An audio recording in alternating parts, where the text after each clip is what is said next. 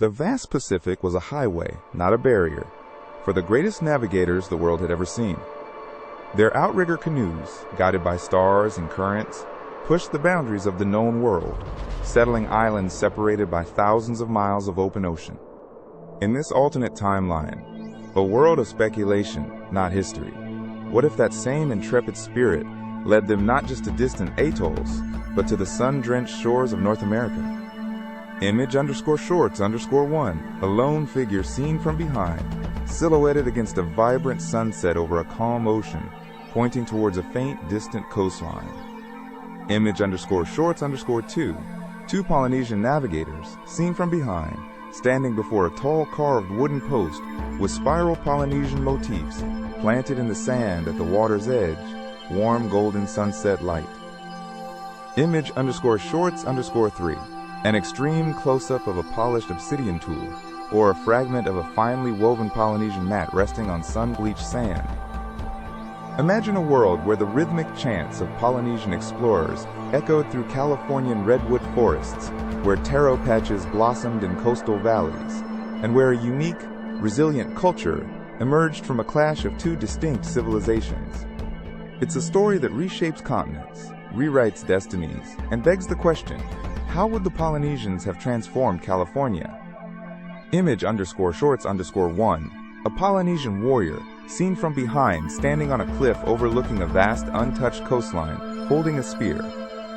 Image_shorts_2, two indigenous Californian figures seen from behind, huddled near a small fire on a beach, gazing out at the ocean. Image_shorts_3, a detailed close-up of intricate traditional Californian indigenous basketry, showcasing fine craftsmanship and natural fibers. This is the tale of the Hawaii Nui, the Great Hawaii, a legend born not of myth, but of daring exploration and audacious settlement. A world where the canoe was king, and California became a new frontier. Join us as Historics Vault dives into the extraordinary what-if of Polynesian California. Image_shorts_1, a group of ancient Polynesian navigators, seen from behind, studying a star chart made of interwoven sticks and shells under a dimly lit shelter. Image_shorts_2, a lone indigenous Californian figure, seen from behind, standing at the edge of a vast redwood forest, looking out at the distant ocean. Image_shorts_3, an extreme close-up of smooth, water-worn pebbles and dark volcanic sand, highlighting the contrasting textures of the coast. Our journey begins in the early 12th century, a time when Polynesian expansion across the Pacific was nearing its zenith. Driven by overpopulation, resource scarcity, and an insatiable thirst for discovery, a fleet led by the legendary navigator Kai set forth from the Marquesas, not west to Melanesia but northeast, into the open, unknown expanse. For months, they sailed, guided by the sun, stars, and the subtle signs of nature, the flight of birds, the swell of distant waves. Finally, after an arduous voyage, the distinctive silhouette of land appeared on the horizon. Not a small island, but a vast, unfamiliar continent, stretching endlessly north and south. They had reached Alta, California. The initial landing was cautious, near what we know today as the Santa Barbara Channel Islands. Here, they encountered the native Chumash people, skilled mariners themselves, masters of their swift, tomo plank canoes. Two distinct maritime cultures, both profoundly connected to the sea, now faced each other across a narrow stretch of beach, their worlds about to intertwine. But this unexpected encounter also carried the seeds of future tension. For a generation, coexistence was marked by cautious curiosity and tentative exchange. The Polynesians, or Moana people, as the Chumash called them, established initial settlements on the Channel Islands and later on the mainland coast, introducing new plants like taro and chickens, along with sophisticated aquaculture techniques. The Chumash, in turn, shared their knowledge of local flora and fauna and invaluable navigation of the coastal currents. However, the demographic realities began to shift. The Polynesians, with their emphasis on organized agriculture and higher birth rates, saw their numbers steadily grow. The fertile valleys of the mainland, traditionally used by various indigenous groups for seasonal foraging and hunting, became increasingly attractive to the new arrivals. Early disputes centered on fishing rights and access to specific resources, like freshwater sources or prime hunting grounds. What began as minor squabbles escalated into more serious confrontations, testing the fragile peace. The indigenous peoples, diverse and politically fragmented, found themselves facing a unified, well-organized force. The Ali, the Polynesian ruling class, began to assert their authority beyond their immediate settlements, seeing the land as ripe for the taking, a new Hawaii. They envisioned a vast new realm, stretching from the ocean inland, secured by their superior maritime power and disciplined social structure. Their ambitions were growing. This push inevitably led to direct conflict. A major flashpoint occurred when a large Polynesian contingent attempted to permanently settle a vital rivermouth, a traditional spiritual and fishing site from multiple Chumash and Tongva villages. The indigenous peoples, seeing their ancestral lands threatened, united for the first time in an unprecedented alliance. But this was only the beginning. The War of the Rivermouth raged for weeks, a brutal test of wills and strategies. The indigenous alliance, though numerically superior, struggled against the Polynesians, disciplined formations, their effective use of slings and barbed spears, and their ability to quickly reinforce by sea. The Polynesians, however, were not accustomed to the guerrilla tactics of the local tribes, who used the rugged terrain to their advantage. Despite suffering heavy losses, the Polynesians eventually secured the Rivermouth, solidifying their foothold and establishing their first true mainland, Pa, a fortified village. This victory, however, came at a cost, creating deep resentment and solidifying the indigenous peoples' resolve to resist further encroachment. The idea of a unified resistance, once unthinkable, now took root. In the years that followed, the Polynesians, driven by their increasing population and the allure of fertile new lands, continued their gradual expansion. They pushed northward along the coast, establishing settlements in areas like present-day Malibu and Ventura. Their double-hulled canoes became symbols of both trade and dominance, ferrying warriors and supplies up and down the coast. The Ali, now ruling the growing coastal realm, began to implement more formal administrative structures, blending Polynesian traditions of land tenure and governance with the need to manage their new territories. They started taxing local resources and demanding tribute, further antagonizing the surrounding indigenous groups, who saw their ancient freedoms eroding. Whispers of a powerful new alliance formed amongst the northern tribes, uniting Chumash, Kij, and even some Salanang groups. Led by a charismatic Kij leader named Ayana, they planned a coordinated counterattack, a massive assault designed to push the Moana people back into the sea. The stage was set for a decisive confrontation that would determine the future of California.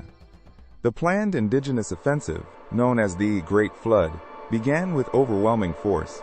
Hundreds of warriors descended simultaneously on multiple Polynesian coastal settlements, hoping to overwhelm their defenses before reinforcements could arrive by sea. The element of surprise was partially achieved. Polynesian coastal defenses, while formidable, were stretched thin. Many, Pa, were heavily invested, but smaller outposts quickly fell. The sound of conch shell war horns echoed across the land, signaling both alarm and calls for aid from the Central Polynesian Command on the Channel Islands. The Polynesian leadership, led by the astute High Chief Kie, understood the gravity of the situation. Their strategy had always relied on their naval superiority for rapid reinforcement and communication. Kaya ordered an immediate mobilization of every available voyaging canoe and warrior from the Channel Islands and the secure southern mainland settlements. The indigenous forces, under Ayana's brilliant leadership, focused on isolating and destroying individual Polynesian strongholds. They knew they had a limited window before the Moana people's naval power could fully be brought to bear. Their goal was to cut off the supply lines and prevent coastal reinforcement. However, Kia had anticipated this. He had secretly ordered the construction of a series of hidden, smaller outrigger caches along the coast, designed to rapidly ferry scouts and deliver messages even under siege. This network proved invaluable, providing crucial intelligence on indigenous troop movements and strength. Kia also played a psychological game. He sent small, fast canoes carrying emissaries to the periphery of the indigenous alliance, offering terms of peace and alliance to specific tribes who had been reluctant to join the Great Flood, or who had grudges against their current allies. This strategic maneuver created fissures within the indigenous ranks. Some tribes, seeing the relentless Polynesian reinforcements arriving and tempted by promises of autonomy, began to waver, pulling back from the full assault. The Grand Unified Front began to splinter. The decisive moment came when High Chief Kaya launched a daring amphibious assault behind the main indigenous lines. A fleet of hundreds of canoes, previously concealed in a hidden cove, landed warriors far north of the main conflict, threatening to encircle Ayana's forces and cut off their retreat. It was a devastating blow to the indigenous strategy. Facing encirclement and betrayal from within their own alliance, Ayana made the painful decision to order a strategic retreat. While not a complete victory for the Polynesians, it shattered the indigenous alliance, ending the immediate threat to their settlements and solidifying their dominance over the Californian coast. The Great Flood had been repelled. From this point forward, the Polynesians, or the Moana Alia as they came to be known, were the undisputed masters of the central Californian coast. Their advanced navigation, unified leadership, and disciplined military structure had secured their new Hawaii Nui. The question was no longer if they would colonize California, but how deeply their culture would take root. The Great Flood marked the turning point, solidifying the Polynesian presence in California.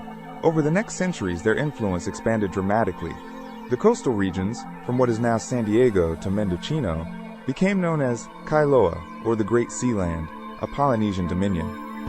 While some indigenous groups were assimilated through intermarriage and cultural exchange, others were pushed further inland, retaining their independence but forever altered by the presence of the powerful Moana Ali. A unique cultural tapestry began to weave itself, a fusion of Polynesian maritime prowess and Californian terrestrial knowledge. The Polynesians introduced new agricultural techniques, transforming parts of the Californian landscape. Taro patches and breadfruit groves, where climate permitted, became common, supplemented by Polynesian pigs and chickens. Their sophisticated fishing methods boosted food security, leading to larger, more stable populations. Politically, the disparate indigenous tribes, once fragmented, either coalesced into larger confederacies under Polynesian influence or were absorbed into the allied system.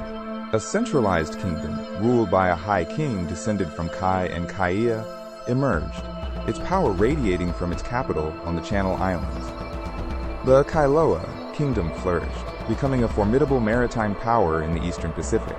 Their voyaging canoes explored further north to Alaska and south to Baja California, establishing trade routes and diplomatic ties with other indigenous groups, forging a vast economic network.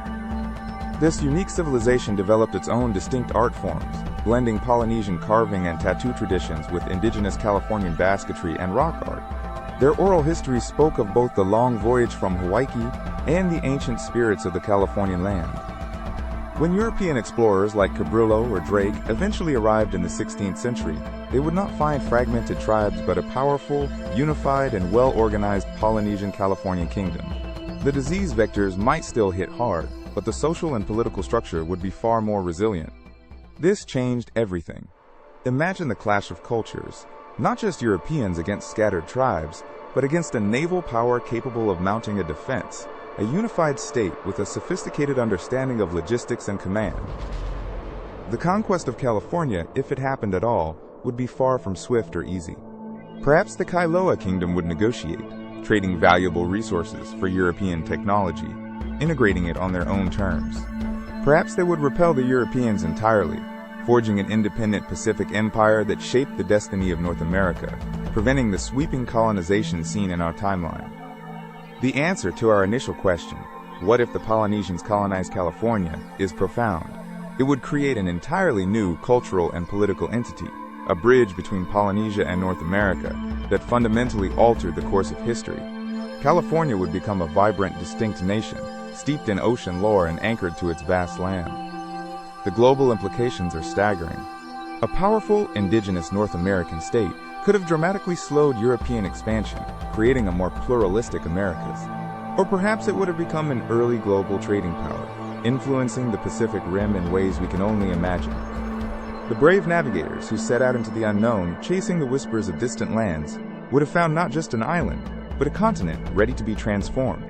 Their legacy would be woven into the very fabric of California, a powerful testament to the human spirit of exploration and adaptation. Every empire has a story history forgot.